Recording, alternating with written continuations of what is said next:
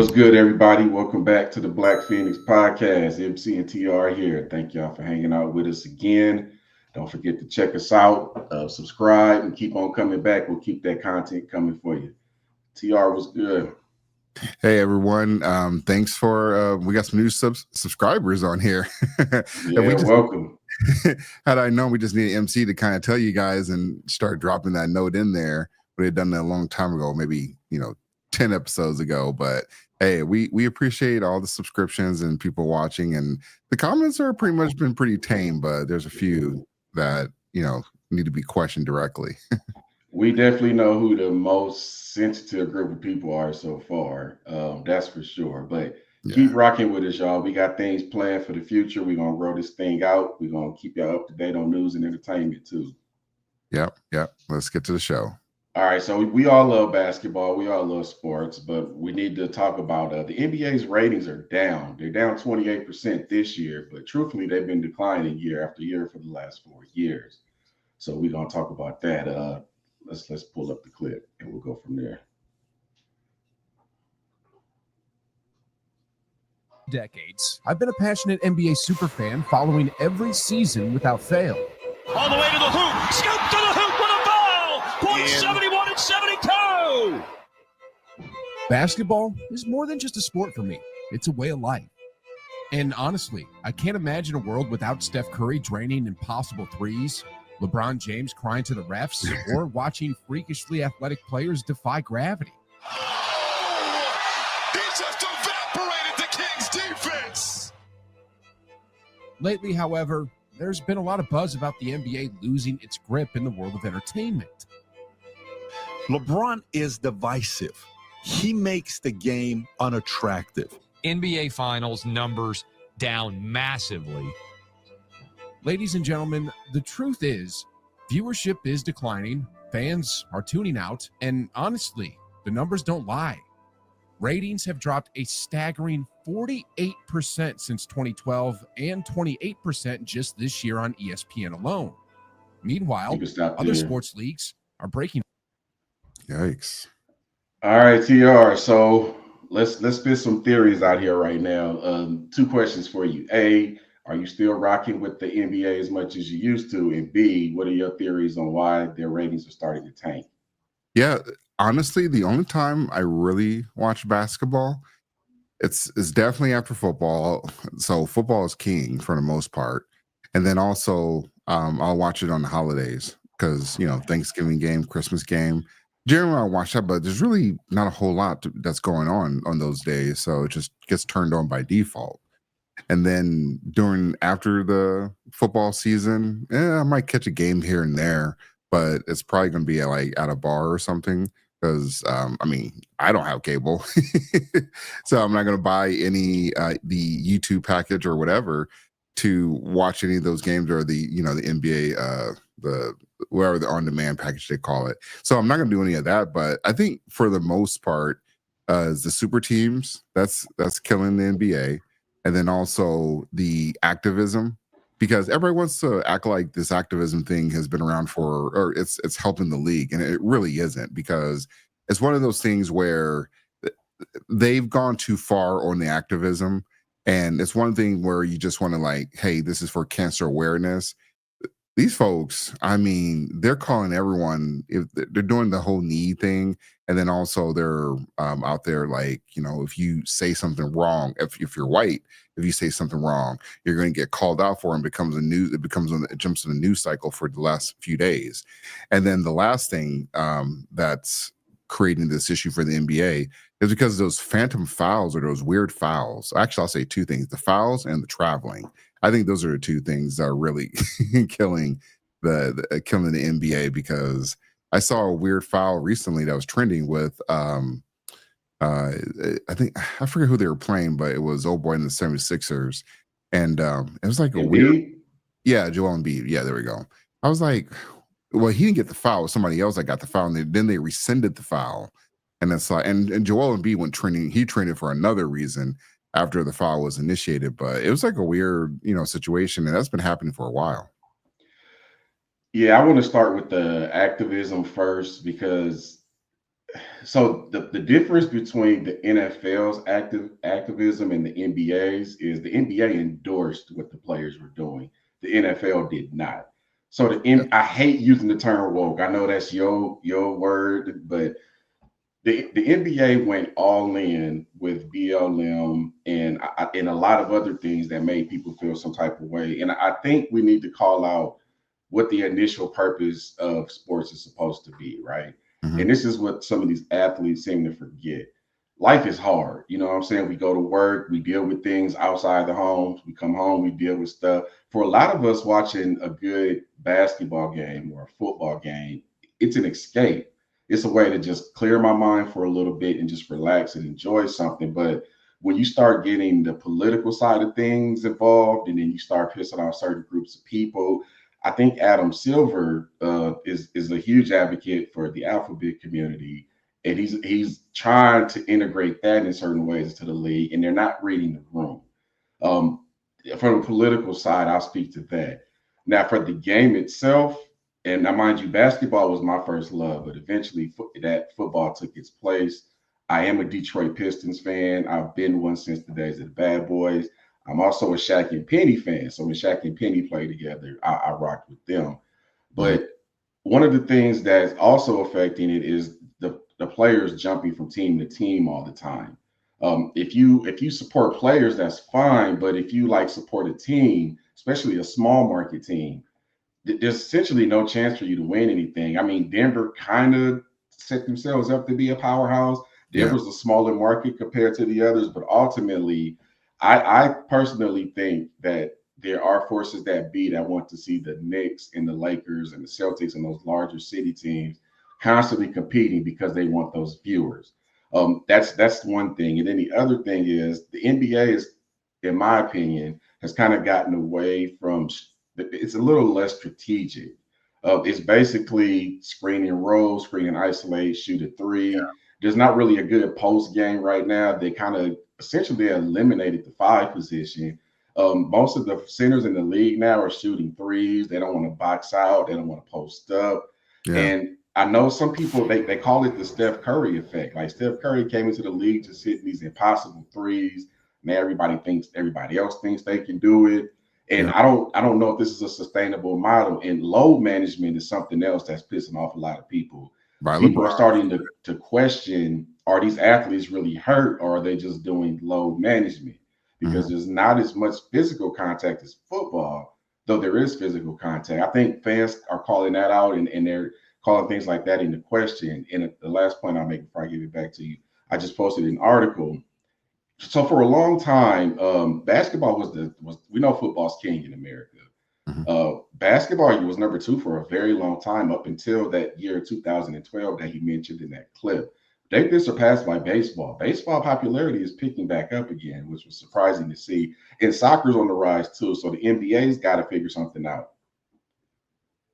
Yeah. Let me pull that up here.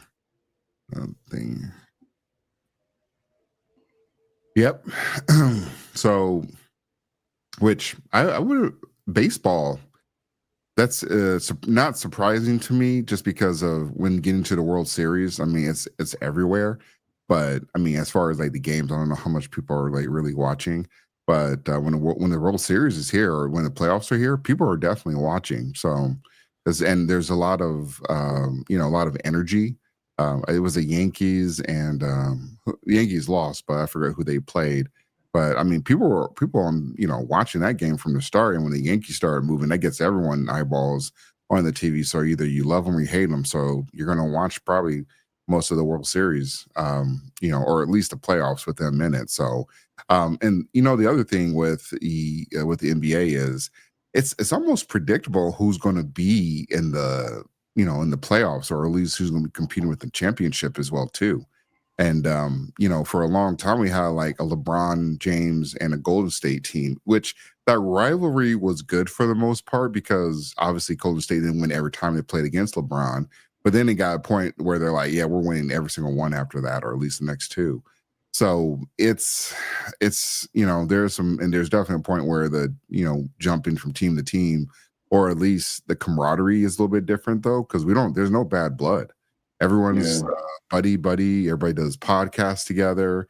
At which you see a lot of players doing a lot of podcasts too, because they're just, it could be a little more lucrative, even though they're, not good at it, unfortunately. A la, who's that dude? I forgot his name. Dang it. Well, I know DeMar DeRozan just started one. DeMar DeRozan. That's a terror. Oh, okay. Look, I won't say it's a terrible podcast. It's that Malika Andrews is a terrible person. He interviewed her. That was his most recent. Oh, one. Dang. I wanted to cover that too, actually. We can circle back to it later, but I do want to add something to the rivalry point, because I think that's a big deal too. Me being a Pistons fan, in the 90s, it was hate the Lakers, hate the Celtics, hate the Bulls. And I have a bunch of friends that are Bulls fans, and I'll try to trash talk them when the Bulls and the Pistons play. Well, one of them told me flat out, man, this ain't meant nothing since 1991. Stop it. Let it go. Like you need rivalries. Like, I know when the Steelers and the Ravens play, they don't like each other. I know anybody who plays the Cowboys, that's going to be a team that they hate each other. You know what I'm saying? Yeah. They can shake hands after the game, but during the game, oh no, this is a rivalry. Let's go. Let's get it in. Even college football, has your rivals. Nebraska has Iowa, Arizona State, etc. But that doesn't exist in the NBA. Like you said, they're all super friends now. Yeah. And the reffing is another thing too, because it's been a while since we've seen someone go after a ref. And Joel Embiid definitely crashed out. He should not have been crashing out over that ref, which was a woman. But I was a little bit curious on. I knew women had been reffing for at least the 2000s at some point. But starting in 2020, they actually added about several refs to their reffing.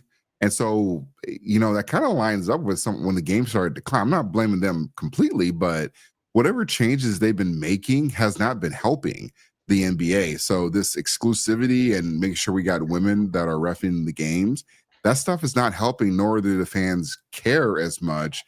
The only time it's a thing is when a player is upset with a ref. And like I said, she said she made a mistake. Like, there's a clipped up version where she said out loud, like, hey, I effed up. But Joel Embiid should not have been crashing out over something like that, though. He had to be restrained. I'm like, man, Joel, come on. This ain't it. I must have missed that. So this was a woman ref, I'm assuming? Yeah. So that's problematic for this reason.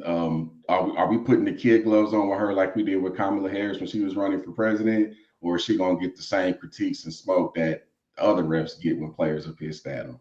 Well, when you see a giant, basketball player go after a smaller ref, and some people are going to go to the the color dynamic there too. But anytime it's a man and it's a woman, everyone's going to spring into action. Everybody's putting their capes on, and I'm sure Joel Embiid wasn't going to do anything. He was upset about the call, which she had some bad calls that night. So, and I'm sure he would. I mean, we've seen him do the men refs as well too, but these guys were springing into action. They probably could have got injured trying to keep Joel Embiid back, but at the end of the day, the NBA has no one to blame but themselves, because this whole activism crap, you can see the NFL, like you said earlier, NFL didn't listen to their players. Well, they listen to their players to a degree, because you still have that end racism BS in end zones. I'm like, that doesn't do anything. Like, if you want to be helpful, stick to the cancer research conversations or the Cancer Foundation.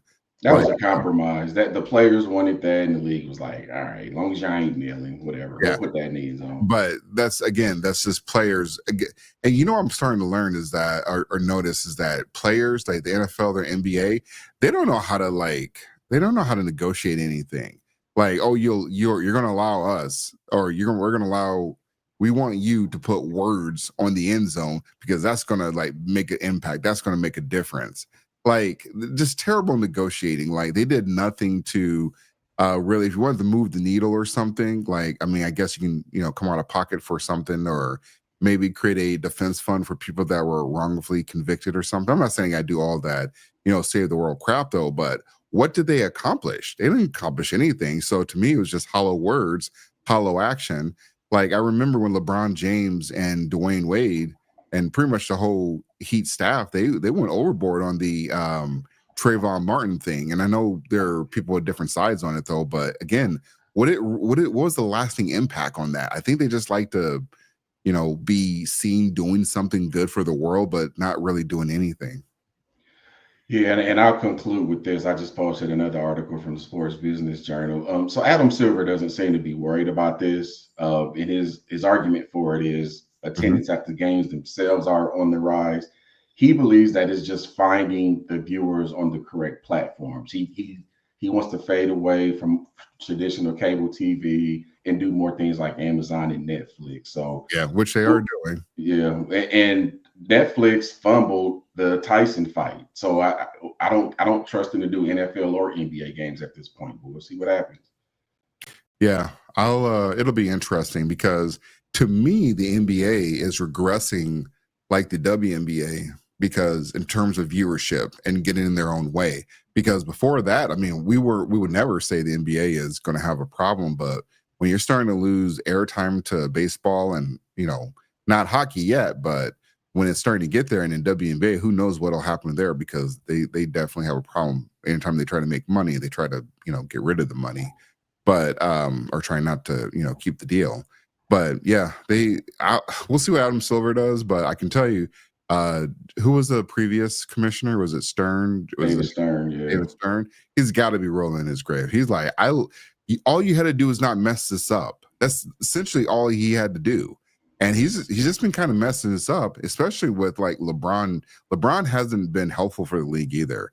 As much as he's been, with the whole Bronny James thing, that's not really helping the league out at all. Not at all. And Gilbert Arenas talks about this on occasion too. And one of the things that he brought up was the NBA has like gone all in with the European players in the softer style of defense that they play over there. Ironically, Gilbert Arenas, who's known for his offense, is talking about defense. So there's all kinds of theories out here. Hopefully they work it out, man. I love basketball. One more thing I wonder if they can try, I was thinking about this too, is that maybe they can get rid of the offensive 3 seconds. Or the lane violations, I guess. Rumor is they only put that in because of Shaq, because he was just so dominant. So no Shaq's in the league right now. So that's an interesting thought. Yeah, sure. Yeah. And I said something earlier about the traveling. When you fall into the traveling, the algos, they start sending you in everything. Now I'm questioning what really is a travel. Yeah. I officiate high school basketball, and I have mentors who have, done college and professional, and they tell me, if you ever want to officiate in the NBA, there's political things to consider. Essentially, the top players, you got to, I don't want to say favoritism, but you got to be a bit more mindful to keep them in the game because they sell tickets. And many referees that I work with have admitted that they don't like the way travels are called in the NBA. And that's why they don't want to aspire to go there. Yeah. So, all right. Next topic. Over the last couple of weeks, Trump has had some major W's that we are going to break down real quick. Trump was pretty much the one that coined the phrase fake news and called out the bias in the news, etc. But it looks like he's starting to substantiate some of the claims that he's making. TR, what are your thoughts on this settlement with ABC? Yeah, this is an amazing situation with Trump, though, because they were wrong, or at least with this George Stephanopoulos. He's a journalist that got ABC in trouble, or journalist. It's always amazing to me how these folks used to be about having journalistic integrity, and now we're finding out that they do not have any integrity, at least when it comes to Trump or anything Republican related or conservative in most cases. So him winning this is a great sign that the media has to start playing ball and start calling balls and strikes down the middle, because they say something wrong, they know Trump is going to come after them. And with ABC bending the knee because Trump accepted the settlement, that's telling me that they did not want to have like what happened with Fox News when they had that, I think it was the Dominion case, where they lost almost like $1 billion.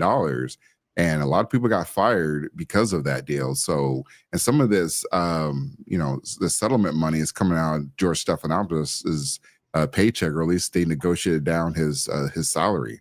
So these journalists, they got to be a little more mindful of what they're saying, and it proves that Trump was telling the truth about something. Like, they're slandering him on TV, and had he lost the election, maybe I don't think ABC would have went to a settlement like, hey, prove it in court but they obviously knew that it was against them and that they didn't want like $1 billion lawsuit because that's really gonna get people fired.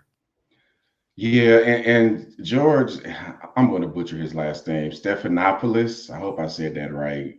Mhm. He accused Trump of rape multiple times. Yep. And we talked about last week, like if you're going to make an accusation like that, you better make sure you substantiate it because that's a permanent stain if Yep. true. And that was pretty much how Trump secured this victory here. Now, some of the people that don't like Trump will probably push back and say, okay, they settled because they just wanted this to go away. They didn't want to lose their credentials to the White House during his term or whatever. But if you are so stuck on what you did and that it was the right thing and you have proof and evidence, why did you settle? Why didn't you try to fight?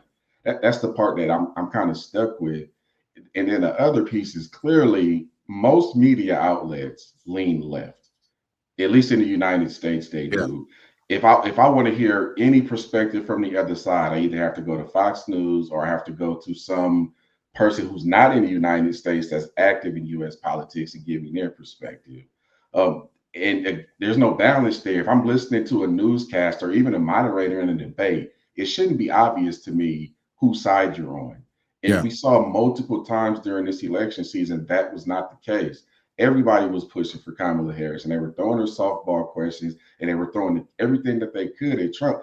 And he stood tall, like man, that's all I can say. He stood tall, and he's beating his enemies right now.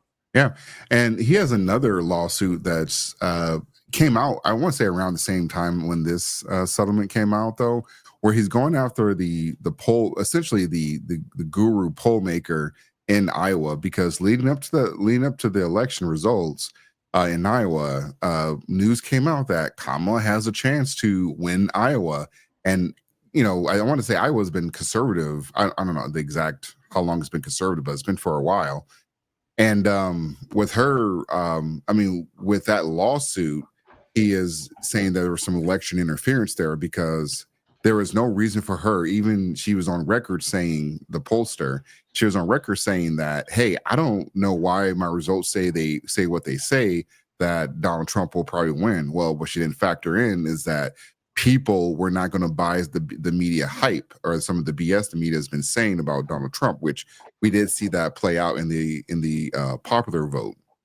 So with that said, though, yeah, a lot of these media companies and people that interact with the media, or at least in official capacity, they're gonna have to be mindful. They're gonna have to make sure they're not slandering Trump. I bet you money you might see something from The View come. The View, what they've been doing is that they make a gaffe. They have lawyers on call. And they say, hey, legal note, which is Sunny Holston, who does a lot of legal notes on that network. So maybe The View, which is funny because she's an attorney. Yeah, exactly. You would think she'd be a little bit more careful with her words, but obviously not. So I wonder if we'll see something happen with Matt Gaetz, though, because we didn't have time to add this, though. But the Matt Gaetz situation, this is the thing about I don't understand about in America, and specifically men, where somebody will say these slanderous things about you. You have a right to defend yourself. You have a right to take them to court. And there's no shame in taking them to court, though, because they're lying to you. So if you do have a legal a result against you, they have to report it correctly. And if they don't want to report it, and also ABC had to apologize to Trump as well, too, for calling him a rapist. But essentially, which I don't understand people don't understand about that, though, because essentially anybody can say anything against you. And when you are saying Trump shouldn't be able to do this, or he's trying to control the media, or he's trying to make the media afraid, blah, blah, blah. No, they've been lying for a while, and this is how it works for everybody else. And so this just should be a thing that's seen as, okay, well, at least at the end of the day, I don't like that Trump, won his judgment. But at the very least, that, if there's some defamation situations going on, you can take them to court and win a settlement there. Yeah, so the Iowa lawsuit is a bigger deal to me because if he's successful in that, him and his team have been saying for years that there's been election fraud. And a lot of people believe that too. It's almost split down the middle if you talk to people, like regular everyday people. But if he's successful in this lawsuit, it's going to open the door for other states. And now we're talking about a situation well, we could potentially lose faith in the voting system in the United States, and that's going to be chaotic. So I'll be paying attention to that one too. Well, But yeah, you know, for most of us, we already knew there were some shenanigans happening. And so I'm just going to briefly dip my toe in it. But, you know, the 2020 was a weird situation, though, because, and I'm only going to say this, it's weird that about 12 to 15 million votes did not show up for the election, which I have yet to hear anyone from the left complain, like, what happened to those 12 to 15 million votes that went for Joe Biden? You're telling me people like Joe Biden more than Kamala? Then they should have kept Joe Biden on the ticket, because no matter whichever excuse they come up with, it's going to make them look bad. So why didn't those 12 to 15 million people show up? That's what I want to know. I'm not ready to buy that one. Which look, part? these you said 15 million that showed up for Joe that didn't show up for Kamala. Yeah. So I think they stayed home. That's what I think. I think that they were so unhappy with how the Dems have been moving, who they've been pushing up lately. And this is the Dems' fault. They didn't read the rooms. She was never popular. She was only popular with Black women. Nobody else liked her. And they knew it when she tried to primary the first time. She was one of the first ones out of there in the pool. And then they tried to push her up again because they know Black women carry the party. But then they said, okay, we're going to ride with Black women this time. We don't care what everybody else thinks. And that's exactly what happened. So I think it's Dem delusion. I don't think it's any conspiracy with hidden votes or anything like that. I think people... I guess, let me correct it. So when I say the conspiracy thing, I'm saying either those people hated Kamala or those votes didn't exist. That's my conspiracy. Like I said, got to be careful. So you're saying one of these things are true, definitely. Yeah, well, one of these things happened. So, and you know, the crazy thing is, the liberal media, the leftist media, they don't even bring this up. They don't have this conversation. It's like they just, you know, hey, no big deal. I'm like, where did those votes go? Because if they have to admit that the votes were there, so if you legitimize the votes, then you have to say that Kamala was a terrible candidate. Yes. Look, man, the Dems are completely delusional and in denial about this. They're still blaming everybody but themselves for this last election. And what's the California governor's name? I always forget. Gavin Newsom. So he's to me, I think they're going to try to push him forward, but he kind of put his foot in his mouth this week. I don't know if you saw this, but California is finally, they're cracking down on these thefts. So, you know, people are just going in big flocks and just stealing a whole bunch of stuff. Officer Tatum, who's another Black dude who leans right that I kind of listened to a little bit, he did a clip where there were two Black women who got arrested, and they were like, yeah, I know this is a felony now based on this new law we just passed. And they didn't know that. They thought it was just going to be a misdemeanor and catch and release like California's been doing. But the reason why I'm calling out Gavin Newsom was he made the statement, this can't be the California that I'm in charge of. How could y'all vote for this? This is going to hurt Black and brown people. So essentially you're implying that we're the only ones that's out here stealing stuff. Yeah. And this is what the Dems do. They're racist in a different kind of way. It just doesn't look the way that people think what racism looks like. Yeah. They just think we need a lot of hand holding and are dumb and stupid and can't think for ourselves. Yeah. They talk down to us. They imply that we're not, especially with voter ID, they imply that we're not smart enough to have our license when we go in to vote, or they use us as a sympathetic figure to move whatever specialty project that they have, which is really most cases just some money laundering scam in most cases. And in my opinion, I think it's some type of scam, especially with Gavin Newsom's homelessness project, where they received over like a couple $1 billion back in 2010. They have nothing to show for it. This is Gavin Newsom. If he's the party, if he gets the party nomination, this is going to be a cakewalk for Republicans for the next 2 election cycles. So they're already talking about, you know, pushing Kamala out there, but for the next 2 election cycles, it's going to be bad news for them. So they definitely have to blow up the party though, but they won't though, because they're still afraid of the progressives. And you know, they can't let the reign. They don't want the progressives to get the reign of the party because they'll never get it back. So while we're on the subject of the W's that Trump has had over these last weeks, you want to flip over to that other story? Oh yeah, yeah, yeah. So essentially, just so you all know, and I'm sure some of you know this and some of you don't, and I'm probably going to butcher this name too, Masayoshi Son, who's one of the richest people in Japan. He's the CEO of SoftBank Group, has committed to investing $100 billion in the United States and creating at least 50,000 jobs within the next 5 to 10 years. Hmm. So he specifically said that he sat down and he talked with, and I think this goes back to the tariff conversations we had. I said from the jump that Trump was going to leverage tariffs in our large consumer markets to bring jobs back to the United States. And immediately after he started talking about tariffs, what happened? Mexico wanted to meet and have a conversation. Canada wanted to meet and have a conversation. And now we have situations like this. Japan is an ally to the United States, but have you ever seen any Fords or Chevys or GMC trucks or cars sold in Japan?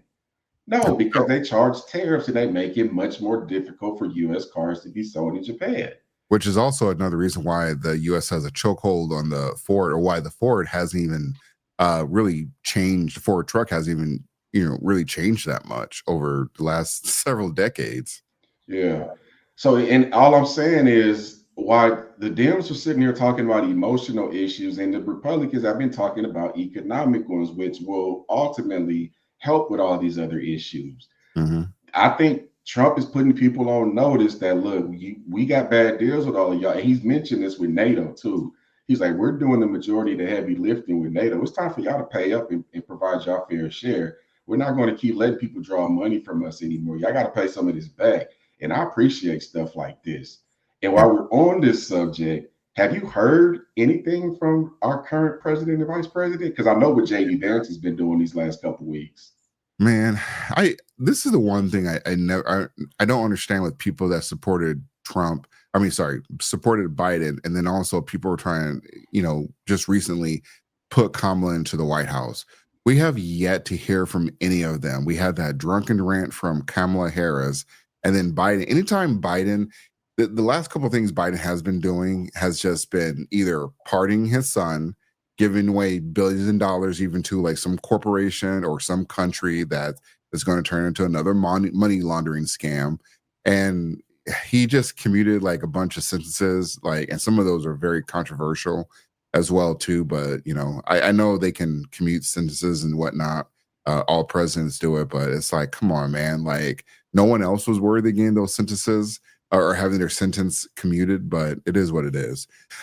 So yeah, unfortunately, we have a absent president that's only doing some paperwork stuff that's creating problems. It's almost like he's hell bent on trying to create World War III, or at least create a mess going into this next election cycle. I mean, it was disclosed that the White House is trying to hire about 1,200 more DEI government employees. It's like, for what? This is like a complete waste. And this is why I can't wait for Doge to get in there and start telling the truth about, or unfortunately, people are going to lose their jobs, but it's like the US government is just completely mismanaged. And when you have like people just getting jobs based off of their, either their genitalia or their race, that's not right though, because I mean, for the most part, that's going to exclude definitely straight white men, and then it's going to exclude straight black men, and then you can kind of figure it out from there. But those are going to be the biggest losers from people in those jobs that they're trying to add though. So yeah, I don't know what is with Biden trying to create these or doing these last minute pet projects though, but we might have to look at a rule of trying to move up the inauguration date. I'm gonna answer a question I asked earlier because I know some people are wondering. I said I know what JD Vance is doing right now too. He was in the Appalachia area, like the Carolinas and the West Yeah. Virginias. He was helping out those hurricane victims, and he even continued what he's been doing. He had an open Q&A session where people could ask any question they wanted, and he answered all the questions. Yeah. Like I've never seen the type of direct communication, and I've told people.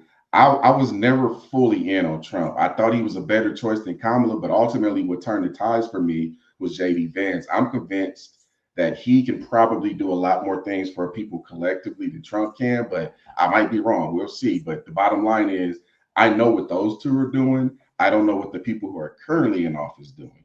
Yeah. It's always funny to me when people are like, well, what is JD Vance doing? Blah, blah, blah, which we know what he's doing. But the funny thing, Kamala did nothing for almost 4 years until she got called up, or she was pushed upon the American people to be the president on the Democratic ticket. So she was the border czar, right? Didn't she do a good job with that?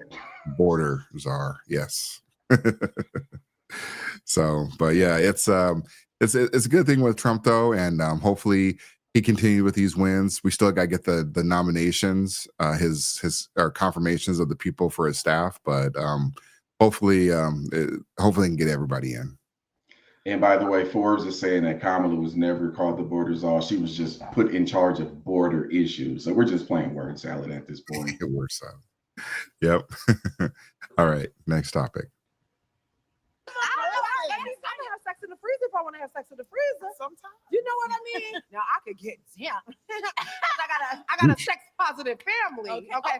All right. So a couple of things here, and I'll get back to the clip, but I am not a fan of these hairstyles. the Cisco, this Smurfette, whatever this is, left hair. I'm just not a fan of that stuff. I'm just not. I've never been a fan of it. I've only seen like maybe a couple women that look great with this, but outside of that, no. This is probably going to be wrong, but I can't help but feel this way. If you have short hair that's dyed, I just assume you've munched carpet at some point in your life. I just automatically just make that connotation. And if that's your thing, cool, whatever. But that's not everybody's thing. You got to be mindful of stuff like that. So far, my theory's been right, though. I ain't gonna lie. That's true too. Yeah, that is an indicator. I come from a sex positive mother. I'm one of 7. She got all different daddies. Okay, Johnny, maybe it's crazy. Period. Okay. Now why your mama catch a straight line? She know what it is. I feel like it's totally. She said she had 7 kids or 7 siblings or something. So she put her mom out there like that. I didn't hear anything about the father. I think by 7 different men. For me, in the sense, like, I really do agree that women should have a whole phase. Every time I've tried to have a whole phase, I always run into somebody with a very small penis. Oh every my time. God, that's and it's just like.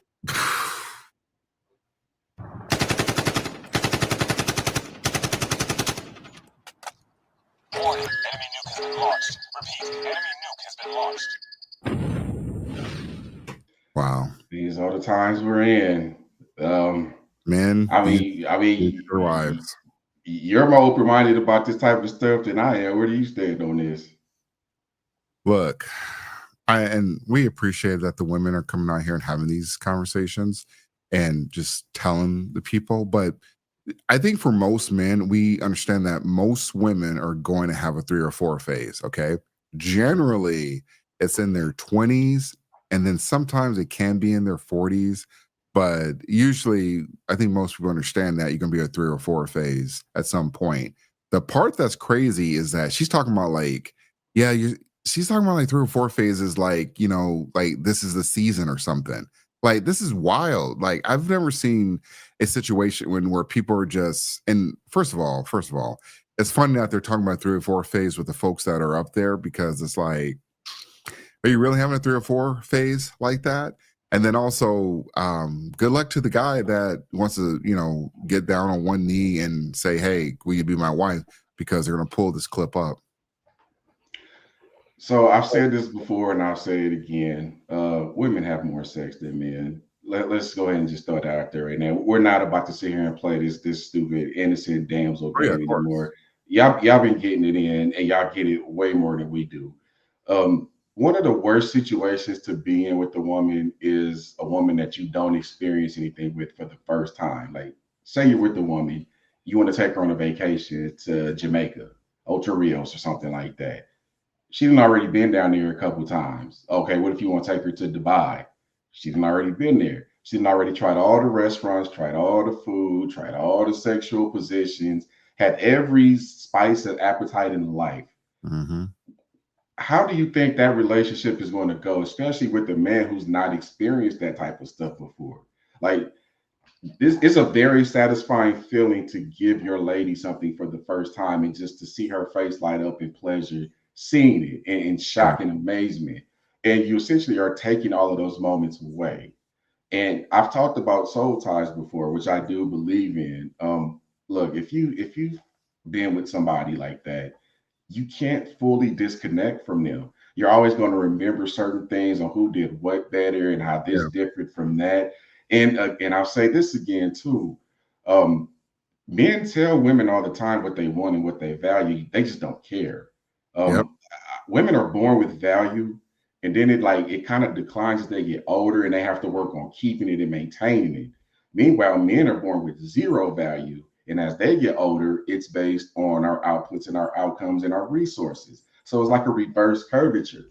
And women don't understand this. And I actually just posted a Forbes article. I love to go to Forbes for stuff. The top things that men want in a marriage with women. And number 5 is pleasing disposition.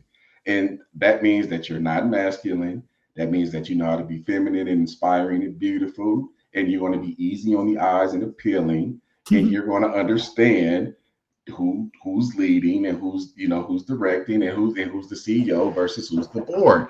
Now, all of these women are more concerned with being men. And this completely grosses me out when I hear this. Have you ever heard a woman ask for head? She'll say, "Give me some head." Oh yeah, especially in rap songs. Like, bitch. That is the most masculine, just cringeworthy thing I've ever heard come out of a woman's mouth. Like, Yeah. we have a role reversal problem, man. These women are becoming more and more like men, and these dudes are being hypersensitive and can't handle pressure. And just, we got some serious role reversal stuff going on right now, man. This is crazy. Yeah. I think for men, you're going to have to like get over this fantasy that the woman that you're going to be with, or the woman you think you're going to be with, she's going to have a pass. Once you acknowledge that, then you could probably try to move forward, because then you got to start making peace that you're probably, if it goes south, you're going to get railroaded in the court system as well too. So you got to make peace with a lot of things. So it's good that we're hearing these conversations from a lot of women, and we'll get back to the clip as well too. But at the end of the day, a lot of these men, they're just blinded because I want to say, like, one of the best people on YouTube that kind of opens your eyes, and for some of you may even see that I've taken some inspiration from this creator, but it's CGA, Coach Greg Adams. He has lived a very full life, and he has definitely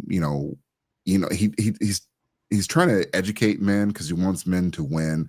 And he wants men to win, but not at the expense of women, though, because that's not going to help anybody. Women want to win at the expense of men, and you see how that's working out. And so for a lot of these men, I mean, we're seeing it play out with Travis Hunter. Like, you're going to have to like make some hard choices about the woman you're going to want to be with or be in your circle, and then also you're going to have to say, hey, if you can't get on board, you got to go, or you are cutting up. Like, you're making me look bad.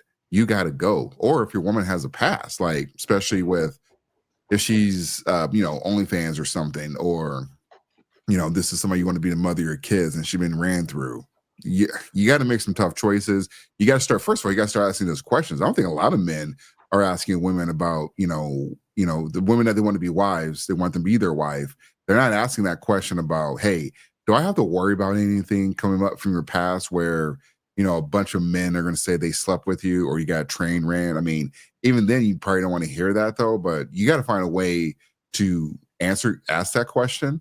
And then also you got to be able to like deal with it. So don't ask the question if you can't deal with it, but you definitely got to be mindful, because what we're saying about playing with Travis Hunter, we got people creating t-shirts of, someone grabbing his girl's cheeks. Like, this is bad. Like, I don't feel bad for Travis though, because we're going to talk about this later, but he was told. He was warned. I feel bad for him, but I will talk about that later. Back to the women. Look, Your value is in your femininity and your purity. Those are the two biggest things that you can present with that men will cherish Yeah. and want to provide and take care of. But if you want to disregard that, it's a free world, do you? But look around you, and if you want to be married or if you want to be in a long term relationship, more than likely you don't have any friends who are. You don't see any. Your parents aren't. There's nobody for you to mentor you in that regard. And I'm telling you, if this is what you want, you don't want to keep going with this new age stuff. These women are leading you astray. Just chill out for a minute. I'm not saying, I mean, abstinence is ultimately it's not logical, but it is the safest choice. But at least manage your stuff appropriately and make sure it means something if you're going to be intimate with somebody. That's what I suggest because it's more respectable and it'll help you out. I don't want to ever be in a situation where I'm with somebody and then I'm like, man, where did she learn this from? This is wild. Like, because it's always gonna be in the back of your head that some Chad or Tyrone was banging around in their college days and just being completely like I don't like just doing vile things. All right, yeah. And the other issue with this type of mentality is you're indirectly telling the man that you do commit to that you're not giving him the best version of yourself. You already gave that to somebody else. And that's something that he's going to have to deal with too. And it's downright disrespectful because more than likely you're putting rules on him that you didn't put on the guy that used to just come over at 2 o'clock and didn't even call you before he came. So like you're essentially saying that the more stable men that do want to marry, it's okay to disrespect them, but I don't want to disrespect this dude that didn't do anything for me but come over and slang some D. Pause. Yeah. Yep. Let me get back to this. Oops. Feel like that's You God. so move on. Yeah, I can't. I can't. I remember last year, literally, I tried it back to back. I was like, okay, Lord. And mind you, I was down in Jamaica. You don't know. I see Jamaica. I just said that. Just if you want to know. Hold on, pause real quick. How small? I should have pulled this up. I was listening to first of all, you mentioned CGA earlier. Shout out to CGA. We rock with CGA over here. Another thing I'm gonna call out is Anton Daniels. He literally had a panel full of women that were telling me or telling everybody who would listen that on these girl trips, y'all think it's just dudes that's doing wild stuff. These girls are doing crazy stuff to each other on these girls trips too. Oh yeah, I just saw that too. I was like, man. And she specifically mentioned Jamaica. Ain't nothing sacred. Yeah, man. It's man. If you want tradition, you gonna have to search high and low, deep and wide to find something like that. I don't think tradition exists anymore. Like, here's the thing. There's just two things. If you want to say a traditional woman is still out there, still exists, like I'm talking about ones that are not married. If you want to say that woman is still out there, good luck keeping it, holding on to her, because you keep her and everybody sees that she is traditional. She's gonna have her value goes through the roof. So I don't know what you're gonna do about a traditional woman. And for the ones that can kind of like, blur the lines or whatever the case is, them the dangerous ones, because everyone thinks like these 5s and 6s are the ones that are going to like be faithful to you. They're the ones doing the most damage. They're the ones generating the most divorces. Like, I know a lot of times it's easy to think that, like these celebrities they get a lot of divorce, blah, blah, blah, and they do. But the majority of the divorces are occurring with people that don't look nothing like these celebrities. They're just regular people. And people aren't really having a conversation with stuff like this. I mean, I was watching, the CGA was, he did a section on women in postpartum depression. And it was a skit on TikTok. But I mean, the skit is one thing. The comments were another thing, where women were talking about leaving their husbands because of postpartum depression. And it was really messed up, man. Like I really lost like a lot of faith in like, I'm still thinking, like, why would a woman, like, to me, postpartum, I don't know postpartum depression like that, but I didn't realize like postpartum depression is like a leading cause, like where people will leave their spouses, or, why that friction occurs is that because they're going through their hormonal change. Well, when they're at home, they're going through hormonal changes, but when they're at work, they don't have those postpartum issues, which is another fascinating thing. But unfortunately, like for a lot of men, you're going to have to deal with like a lot of these leftovers the women, the rest of the women, they're just out there and they're not changing. They're not going back to how things used to be. And so it's the men that need to change. It's the men that need to wake up and start understanding their, the type of woman that you're going to want is probably not going to be out there for you. And if she is out there for you, everyone's going to want that same woman. Yeah, it reminds me of the old Chris Rock joke. He basically said that when you're dealing with women, you have to be comfortable with the fact that you were not her first option. Like you just have to be comfortable with that, because that's just the society we live in now. I forget which, I want to say it was Bigger and Blacker where he said that toward the very end, but I know that for a fact that was Chris Rock. So that being said, good luck, fellas. Choose wisely. If you got you a real one, hold on tight. If you have any doubts, more than likely it's not a real one. Yep. And for the ones that are not going the Murray trials, check out CGA. All right. Shout out to the coach gang. Yeah. I should get some sleep.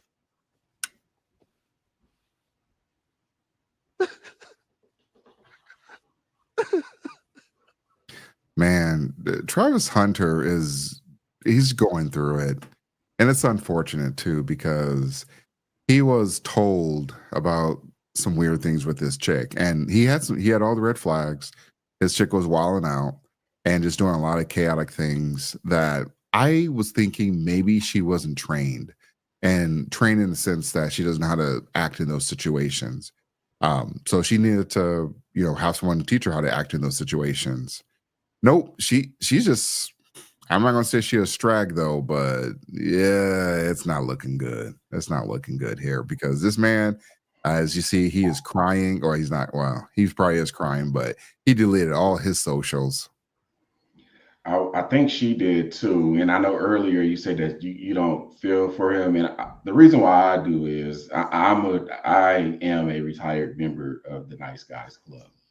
And unfortunately, the way society is set up with that is what comes with that is women who view you as a mark or a target, right? Mm-hmm.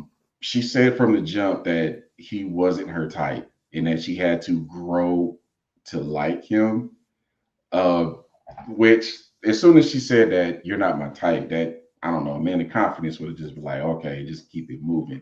But I feel for the guy, because he messed up.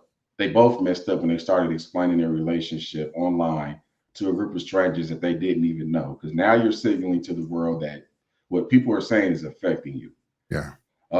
I didn't want to talk about this much longer, but I really want men to peep game on how to handle situations like this. Yeah. Because I think the biggest issue with us, Black men in particular, is we're so used to being disrespected by women that we just tolerate it. Oh, yeah. And I think it's spreading to other men too. Look, I know what the allegedlys are in the videos and then the stuff that she was doing. I'm just going to keep that in the alleged space. Whether it's true or not, he never should have got online, and neither should she. They probably should have both just deleted or took a social media break from the jump. But again, it looks like she's not interested. He's the breadwinner. She's not interested in helping him chase his purpose and build his brand, which I think a wife should be. I don't know. Maybe she's got some OF or some IG model aspirations or something. I don't know, but it does seem like she's more into socials. I saw that T-shirt, by the way, of the rap video she was allegedly in, and she was twerking on the guy. That was some cold stuff, man. Yeah. To pocket off of somebody else's, to try to profit off of somebody else's pain. Oh, this video? Yeah. But again, yeah. And I'm Hispanic, so I have tequila like in my veins. So I drink. I don't drink a lot, but I drink, and I used to party and stuff. And he would literally drive me, sit outside for hours while I'm inside like partying, and then take us home. Like, he never tried to be like, oh, just because I drink, you can't drink, or you can't hang out with your friends, or you can't, go to drink. Goodness. Oh. And I saw the screenshots of her doing the heart eyes emojis on, like, I think certain basketball players and football players, as pictures, that was passes and stuff. Yeah. What turned out to be a fake, it sounds like it. Okay. All right. So we'll dismiss that one as a fake. But what I won't dismiss as a fake is her appearing to be completely disinterested in his world and what's going on. Yeah. Or the fact that he's driving her to parties and just sitting out in the car and just letting her do her thing. Like, man, this is a terrible formula for heartbreak. And look, again, I am a former member of the Nice Guy delegation. And what I'm telling you is this: these are the first guys who get their hearts broken, and it happens over and over and over again until a villain is created. And now you got a savage that's out here, doesn't trust any women, is taking out all his frustrations on every woman that he meets in the future. So this is how villains are created, and we openly participate in creating these villains. Yeah. And they fan the flames of their own origin story, because when they first came out here, anytime you do this couple route, you know, people at some point are going to come after you. Okay, they're going to say stuff in the comments. They're going to, you know, create reaction videos, blah blah blah. And it's kind of like you put your information out there. You are subjected. I mean, you're going to be subjected to it. I mean, a lot of famous people have to go through it. But the part I'm not a fan of is that how everybody's like, oh, these guys are bullying. You're bullying Travis. You're bullying these people in their relationships. Where was the bullying? Where were the outrage when they ran Cooking with Kaya off the platform, off of TikTok? Do you know who Cooking with Kaya is? I do, and I also know that somebody got a hold of a sex video she did with the boyfriend or something, and they leaked that too, allegedly. Yeah. Yeah. So real quick, with the whole thing with Cooking with Kaya, and it's like a perfect. Like I was watching. Funny, was watching Anton Daniels' Monday night panel, and you had like a lot of women caping for you know, Travis Hunter, and then like leave their relationship alone. They're not bothering anybody, and this young love, blah blah blah. The same people that are caping for Travis Hunter in this situation about the whole social media outrage and everything were the same people that ran Cooking with Kaya off the social media platform where she was doing her dance, and then they mass flagged it. So right now, I believe she's been banned, or she's been, you know, has some videos deleted. But this is just hypocrisy. This is hypocrisy all the way around. It's unfortunate that he had to delete everything though, but now it just gives more fire to that people were right about it. And this chick is ruining your brand.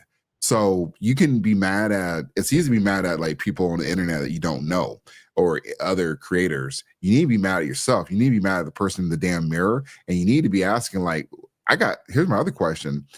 Did Deion Sanders, did he talk to Travis, or did he just ignore Travis? And I feel like the leader in Deion Sanders, the leader of men, and especially with someone that's gone through his own situation, his own story, which that video had definitely is one of our most popular videos on our channel about Deion Sanders and his evil ex. Has Deion Sanders, did he just ignore the situation? Which I don't think he ignored it. I think Travis ignored him. There's no way he. I mean, he had Brittany Renner come in and talk to these fellas about gold diggers and how they turn them into marks and targets. He couldn't have just ignored this. He probably gave good advice. But the thing with some of these Gen Zs and these Gen Alphas is they're not trying to hear you. They don't want you. They think it's lecturing. Oh, and by the way, let me clear up something I said earlier. When I said sliding into the DMs and flirting with other guys, that was based on a Yahoo article that I pulled. That wasn't my word. So don't come for me. I just posted the link. They have screenshots of her allegedly doing what I said earlier. So that's Yahoo News. So I had to go back and correct that. But real quick, it's Yahoo News saying this. This is really bad. This has gone nuclear, because it's one thing if it's just on some, you know, influencer's channel or the Shade Room. Nobody thinks the Shade Room isn't like the best place for journalistic integrity or like trying to get your trending news. Yahoo covered it. This is wild. It's gone nuclear, and she is in the way. You would think she would just try to get out of the way, but like, look, you know what? I messed up. I have like a past. I have like things are they're saying things gonna keep coming up. So even though some of this stuff, honestly, I don't know if that's even her though, because I know she has tattoos, and I'm not really trying to look that hard to see if it is her. But at the end of the day, she's going to have things keep coming up. And he doesn't need this. He needs to be preparing for the combine. And honestly, teams are going here. Let me put myself on the big screen. Teams are going to ask Travis, hey, is your chick going to be a damn problem? Because once you get to the NFL, it's a whole nother game. So we covered this last week, I want to say, where he's going to have to worry about other players coming after him, other players coming after his chick. His chick don't have to worry about other women coming after him. And if they get a kid and all that stuff, she's set. So she doesn't need the damn ring. She is set off of his first contract. So he better think long and hard about He better think about, what's going to be in the best interest of you, because you got a chick that is sullying your name, destroying your brand. And you're going to have teams asking you, hey, do you got your chick under control or not? I said this before and I say it again. Well, let me address one point. The women who are defending her, their biggest argument is leave them alone. They're just kids. Ma'am, they're engaged. That's a fiance. Kids don't get married. Kids don't walk into multi-million-dollar contracts, not usually anyway. There's too much at stake for you to use the he's just a kid argument. This man is an adult. If he was he's going to make a commitment as an adult in front of God, more than likely, that he's going to wipe this chick up. They're not kids anymore. Stop that. Quit. I hate when people look at us black men as boys every time, and they do this over empathetic thing. And it's normally women that do this. And this is why women shouldn't raise boys. Period. You know the funny thing about you nurture them into weakness too much. You want to know the reason why they're coming out there and trying to defend it? Because that was them. That's how they were wilding out. Well, they wish it was them. They got a millionaire dropping them off at parties and sitting outside waiting while you do Lord knows what at said party. Yeah, this guy was actually it sounds like he's a really good dude. He's in love and blah. I can understand that. We've all been there. This woman is destroying your brand, and the women that are coming out here, and I've seen some men, because some men were like, oh, it's going too far, blah, blah, blah. Yeah, well, you know what? They can either, like he done, get off the internet or just stand in the fire. And now that he's gone as far as he can, or now he's continuing to double down on this, more stuff. Imagine you worked your ass off to get yourself in peak condition. You won the Heisman. You don't know where you're going to be on the draft board, but you're going to probably be in the top 10, at least in top 5. I want to say is almost a guarantee there too, as well too. All you got to do is just make sure you don't crash out. He is about to crash out. Yeah. We're at level 1 of crash out, deleting socials. Here's the biggest. Well, there's many risks with marriage, but I'm going to give 2 more. One I've talked about before. However your wife, I'm talking to the men, however your wife conducts herself is a reflection of your masculinity. If she's out here flirting, sliding into DMs, even if she's out here like being masculine, trying to fight dudes and argue with dudes all the time, that's a reflection of your masculinity. I'm sorry, it maybe it shouldn't be that way. I don't know, but it is. People are going to look at her and they're going to judge him based on what she's doing. And that's why I say your wife can either be your biggest strength or your greatest weakness, depending on how she conducts herself. Yeah, that's always going to be the case. I'm sorry, nothing you can do about that. But again, I want to go back to this point about all these women saying that they're just kids. No, we're done with that. They're not kids anymore. And I don't know him, but I take the lessons from this and I share it with the men that I'm mentoring. And I said, look, think about stuff like this when you're out here choosing, because one of the people that I do mentor, he is a collegiate athlete. I don't know if he's going to go on to the next level or not, but he has access to a lot of women. So we have these conversations about choosing and asking the proper questions. That's all I'm saying. I'm not trying to, rain on Travis's parade. I just want to take the knowledge from this conversation and give it to other men so that they can choose better. Yeah. Yeah. No, you're absolutely right. And this is I know we joke a lot on here and we try to, and we do have serious conversations, but this has to be a conversation that most men, younger men coming up, or not even men just coming up, but if you become like a great person, like you don't know who you're gonna be in 10 years. I heard that a lot by, either from Anton Daniels or CJ. You don't know who you're going to be in 10 years, 5 years, or 10 years. And you become somebody great, that can all be taken away from, your better half.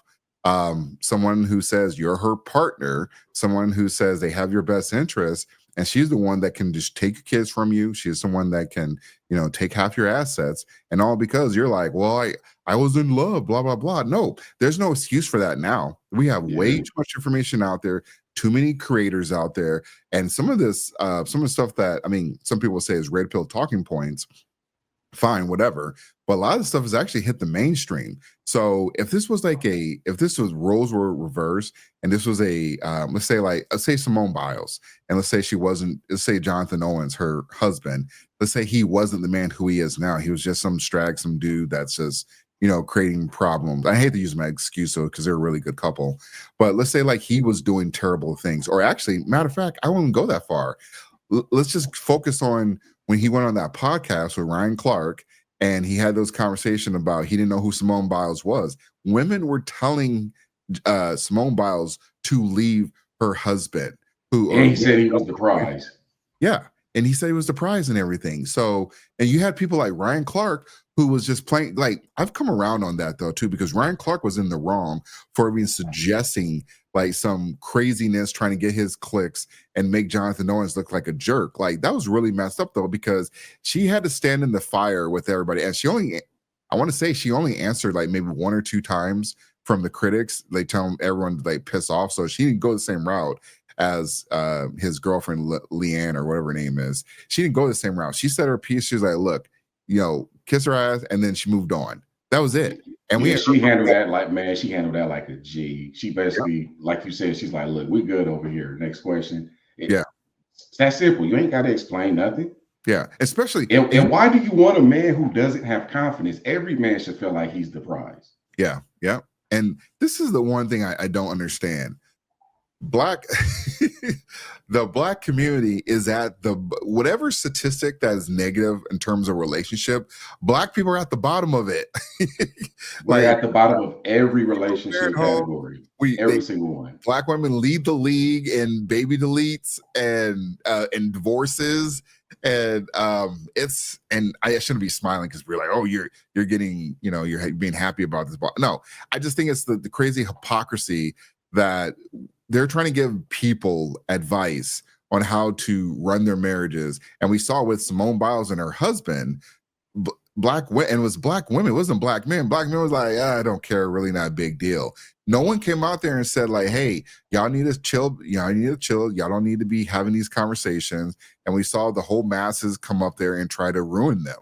So this is a great example of that, where when you are doing strike behavior, the community is going to rally behind you. When you are doing dutiful behavior with your husband, the community is going to be against you. And one thing, and this is part of the last thing I'll wrap up with, is when it comes to the cooking with Kaya thing, I've learned there are 2 enemies that typically the black community, and in this case with black women, and I'm not coming after black women, I'm just telling you, here's what I've seen, is that if the woman is conservative, she's going to have a lot of black women come after her, and black men too, though. So, but when the woman is catering to men, and I think some men are just being oblivious and maybe even simping in that situation, because I saw that with Kaya. Like, I'm not going to say like Kaya was putting some amazing content out there. She was doing her thing. That's her lane.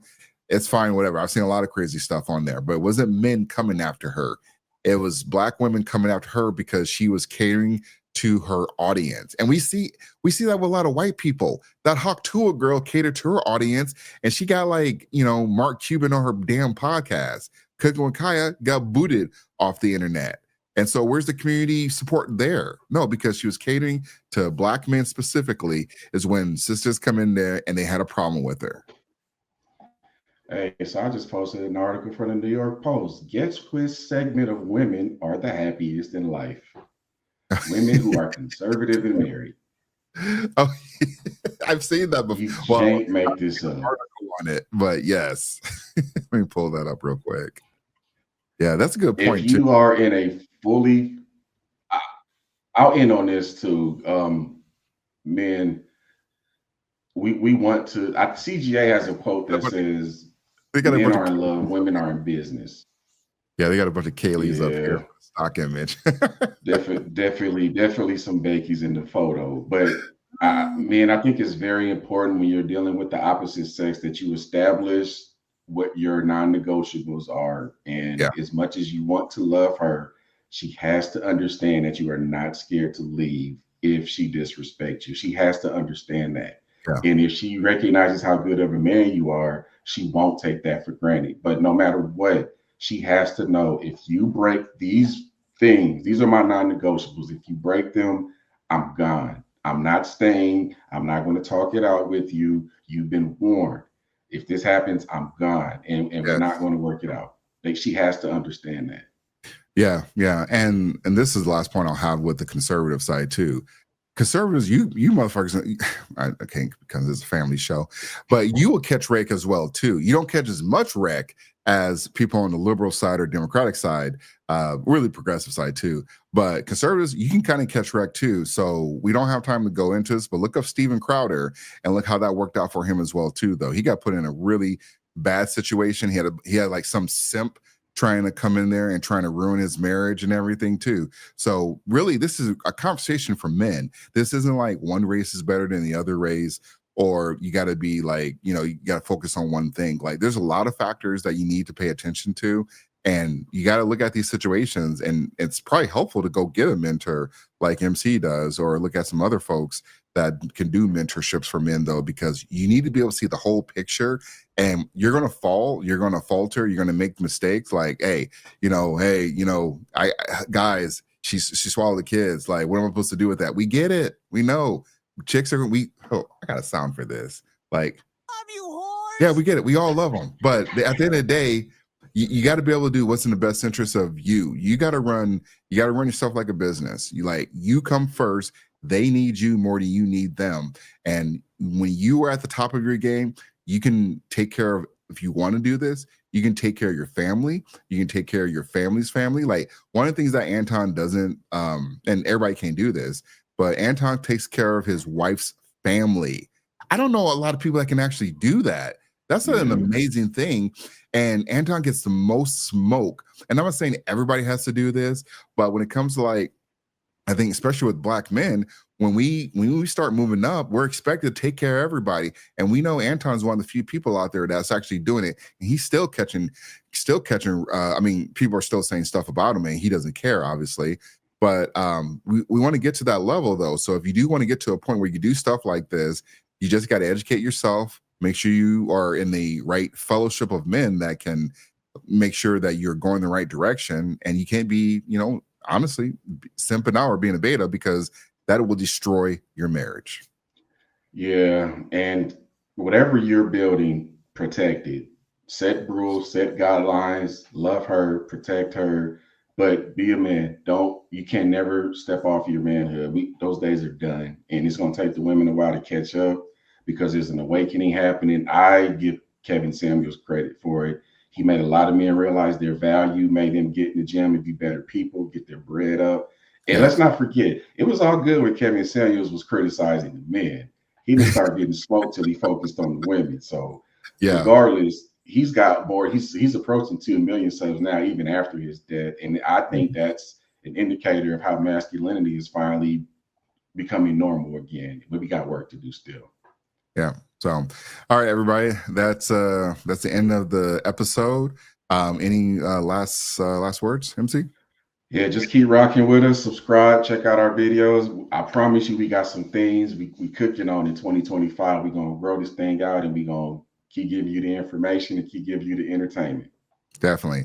And have a happy Christmas, everyone. Peace. Merry Christmas. See ya.